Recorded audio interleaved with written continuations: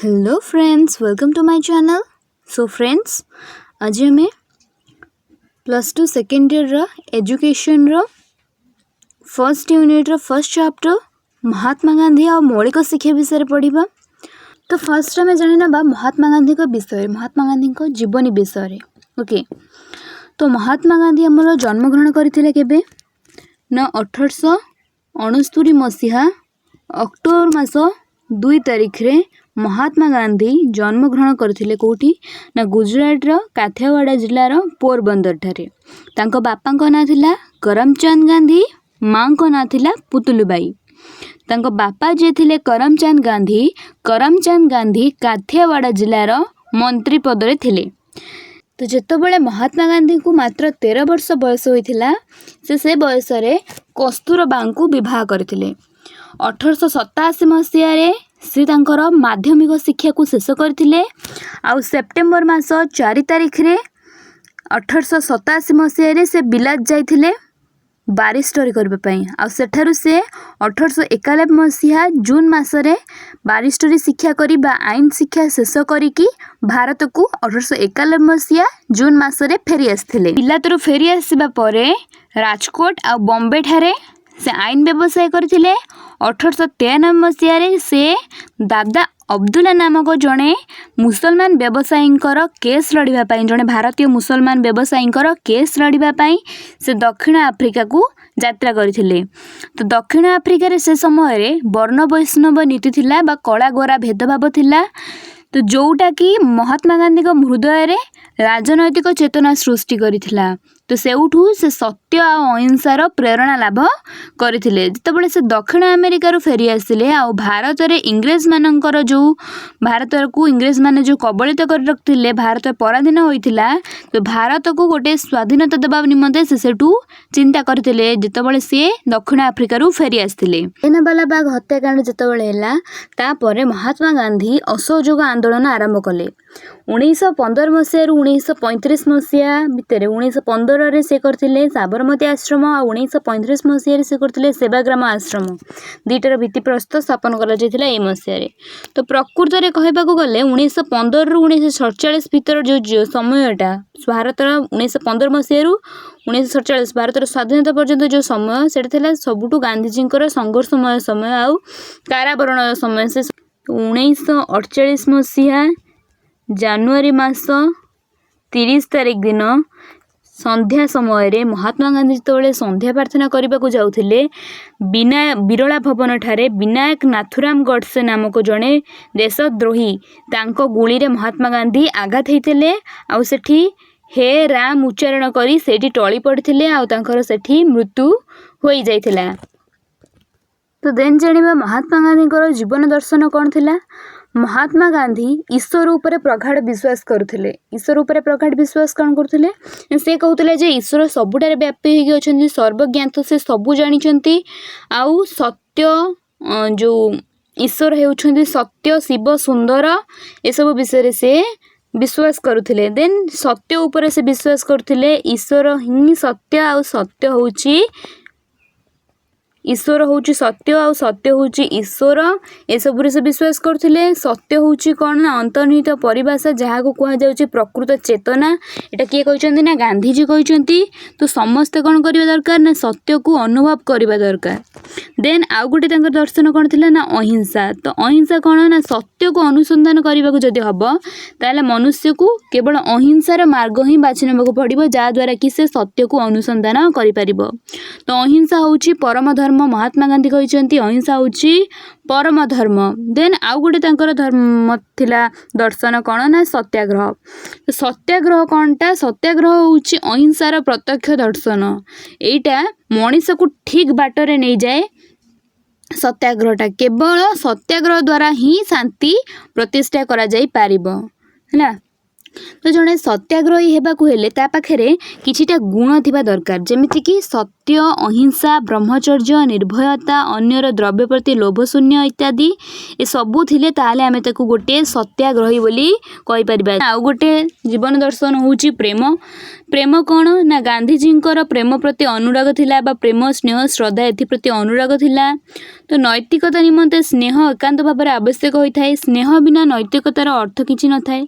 सत्य केवल प्रेम स्नेह द्वारा उपलब्धि करा जाय पारे। तो ठीक जिनसटा केवल प्रेम आउ स्नेह जदि प्रदान करा जाए ताहले गोटे ठीक जिनस आमे बाछि परिबा। देन आउ कोन थिला ना आध्यात्मिक समाज गठन। आध्यात्मिक समाज गठन आउ गोटे थिला महात्मा गांधींकर जीवनर दर्शन जो थिले कि कहउथिले गांधीजी गोटे एमितिया समाज चाहूले जोटी कि सत्य प्रेम न्याय अहिंसा ए सबू जाक विराजमान होउथिबो से समाज रे। सेमती समाज गोटे महात्मा गांधी खोजुथिले।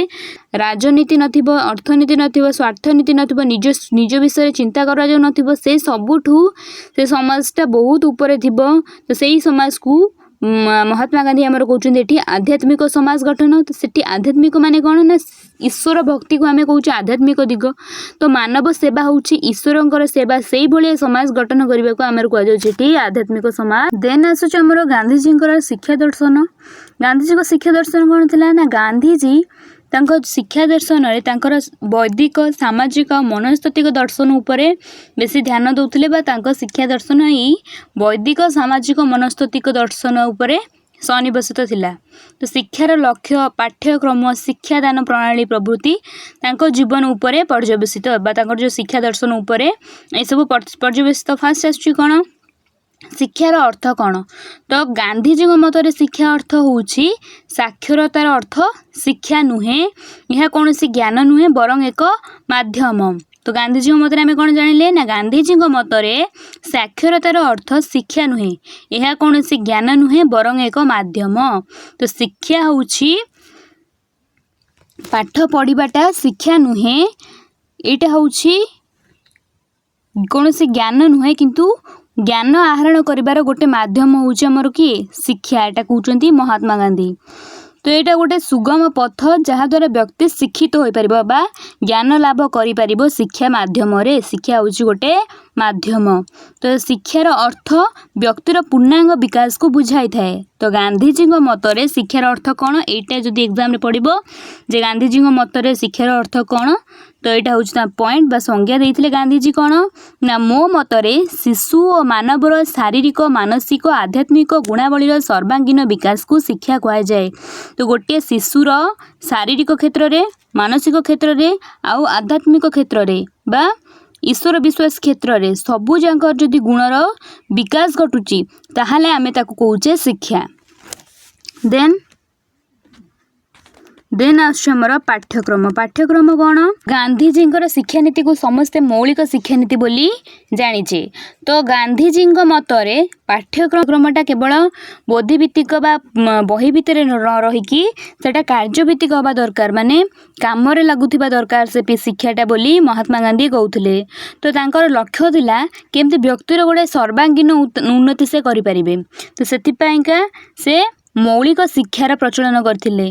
तो से कौन सब थिला पाठ्यक्रम ना मौलिक धंदा थिला। मौलिक धंदा कौन ना मानवर दैनंदिन जीवन रे समाज मध्य मौलिक धंदा कहले साधारणतः कौन आमे बुझुचे ना जमती मनीष गोटे चाष कम करवा सूता काटिबा हो तंत बुणीबा हो काठ काम हो ये सब हूँ कौन प्रत्येक दिन जीवन रे गोटे मनीष यही सब काम करथाय मौलिक काम करिथाय।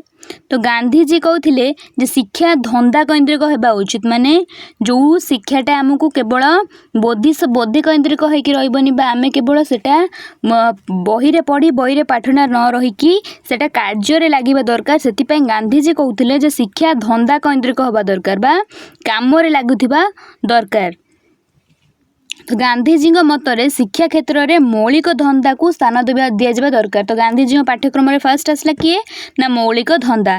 देन मातृभाषा। मातृभाषा कौन ना विद्यालय रे मातृभाषा को गोटे माध्यम रूप में व्यवहार करने को गांधीजी कहते कहीं गोटे पिला मातृभाषा रे भल भाव आक्वेंटेड हो जाए जो भाषा द्वारा से बेसी परिचित जदि से भाषा रे निजर भावना को व्यक्त कर से भाषा रे निजे ज्ञान ग्रहण कर सहज हम। तो मातृभाषा माध्यम शिक्षा ग्रहण करने को मातृभाषा को पाठ्यक्रम रे अंशग्रहण कराइबा को महात्मा गांधी मत दौले। देन आउ कौन ना गणित जीवनर प्रत्येक पर्यायर गणितर भूमिका अत्यंत गुरुत्वपूर्ण। तो मौलिक धंदा रहा जेकोसी कार्य हो साधारणतः जो मौलिक धंदा रही जेकोसी कार्य कले आमको गणितर आवश्यक पड़ता है। तो गणितर आवश्यकता जो गणित को भी पाठ्यक्रम स्थान दिज्व बोली महात्मा गांधी कहते। सामाजिक शिक्षा तो गांधीजी इच्छा करते शिक्षार्थी मैंने सामाजिक शिक्षा पाइबा दरकार जहाँ जमीक सामाजिक शिक्षा कौन इतिहास भूगोल नगर विज्ञान तो सबुदिन घटुवा दैनंदिन घटुवा जीवन में बरणी सबू ए सबू विषय पढ़ापी एसब विषय शिक्षा देवाई जोटा कि आमर व्यक्तिगत आउ सामाजिक जीवन को त्वरान्वित कर।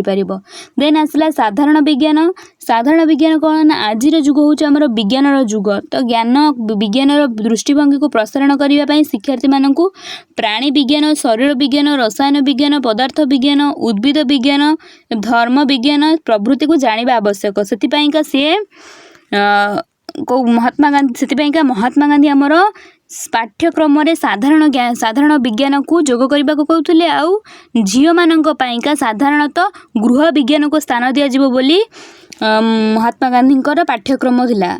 देन संगीत चित्रकला छात्र छात्री मैंने साधारणतः शिक्षा प्रति आग्रह जन्माइबा हेले से प्रथम संगीत हो कि चित्रकला हो ये सब स्थान में जोग देवा पड़ो जोग देवा दरकार पड़ो। हिंदुस्तानी को गोटे भाषा बाटे पाठक ये जो हिंदुस्तानी भाषा आमर जातीय भाषा तो से जातीय भाषा को विद्यालय रे पाठ्यक्रम रे बाध्यतामूलक विषय रूप में जोग करने को महात्मा गांधी कहते महात्मा गांधी यही पाठ्यक्रम से प्रदान करते। आम जानले कौ पाठ्यक्रम सब है। देन जाना शिक्षादान प्रणाली कौ प्रणाली रे कौ मेथड रे पिला मानकु शिक्षा दिज्व बोली महात्मा गांधी कहते। तो फास्ट हूँ धंदा मध्यम शिक्षा दिज्व मु कहली महात्मा गांधी कहते केवल पाठटा बोधिकेन्द्रिक नहबनी माने पाठटा केवल बही रे रहिबनी सेटा काम रे लागिबा दरकार जे आमे शिक्षा लाभ करछो कोन में किछि कार्य करिबा पई। तो सेति पई से कहउछन्ती जे समस्त जे शिक्षा लाभ करी बड़ बड़ पदवी रे रहिबे एटा नुहे समस्तंकर मानसिक दक्षता सामान हो न पारे। तो से महात्मा गांधी कहते जे जदि आम धंदा मध्यम शिक्षा प्रदान करवा जो शिक्षा प्रदान द्वारा कि गोटे मनीष बड़ हो सारा पर गोटे शिशु तार आवश्यकता को पूरण कर जहाँद्वारा से तार चरित्र गठन भी कर। देन कर्म माध्यम और आत्म अभिज्ञता माध्यम शिक्षादान क्षेत्र में गांधीजी कर्म माध्यम को गुरुत्व दौले। आत्म अभिज्ञता माध्यम जो शिक्षा प्रदान कर प्रकृत शिक्षा एटा महात्मा गांधी मतदान करिसेंती जे धंदा माध्यम जो आत्म अभिज्ञता माध्यम धंदा माध्यम जो शिक्षा प्रदान करा जाय थाए से शिक्षा होउची प्रकृत शिक्षा। देन आउ कौन प्रणाली कहते जे वक्तृता और प्रश्न उत्तर माध्यम जो गोटे पिलाटा वक्तृता देव सी कौन कर तार मानसिक स्तर में चिंता करिबो जे ताकू कौन कहिबार अछि जहाँद्वारा कि तार मानसिक दक्षता वृद्धि घटिबा सह वक्तव्य देवार निजर भाषा भावनाटा को व्यक्त करिबार दक्षता वृद्धि घटिबो। आ जेतेबेले से प्रश्न उत्तर करिबो तार मन रे थिबा सब प्रश्नर से उत्तर पाइजिबो जेतेबेले से शिक्षकों सहित प्रश्नोत्तर कार्यक्रम रे भाग नब। देन आउ कौन आमर शिक्षा प्रणाली हम ना मातृभाषा माध्यम शिक्षादान मातृभाषा माध्यम शिक्षादान करने को महात्मा गांधी एथिपाई कहउछंती जे बारंबार जदि आमे निज मातृभाषा सहित एमिति भाव में परिचित हो जाइथाउ जे आम निजर भावनाटा को आमे मातृभाषा रे अति सहज रे व्यक्त करि पारु बा अन्य कोन मातृभाषा कह जाउथिबा कौनसी कथा को आमे सहजरे ग्रहण करि पारु।